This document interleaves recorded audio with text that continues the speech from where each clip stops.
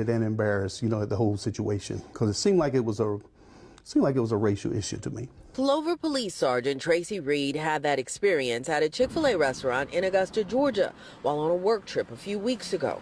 He and 3 other CPD officers, all of them white, went into the restaurant for breakfast. We all came into the restaurant together, we rode together, came in the restaurant together, all had the same uniform on, stood in line together. There was never a time that we were not together while standing in line. They say all 3 white officers were offered a complimentary meal, which they say is often offered to law enforcement at the popular restaurant chain. But when Sergeant Reed got to the register, he had to pay. He said he had to pay for his meal, and it infuriated me. And I told him, I said, "You want me to go say something?" And he was like, "No, I don't want you to cause a scene."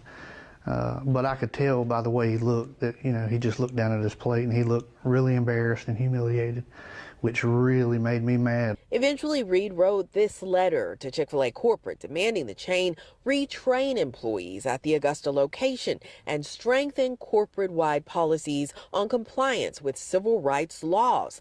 But Reed and the other officers were not satisfied with the response from the Augusta store manager, which included 2 cards for free meals. They said that it was perceived that we were embarrassed or that it was a racial incident, which I didn't like, because I know it wasn't perceived. It actually happened. He's not the only one to perceive it. We all perceived it that way, and it's not even perception, it's what happened.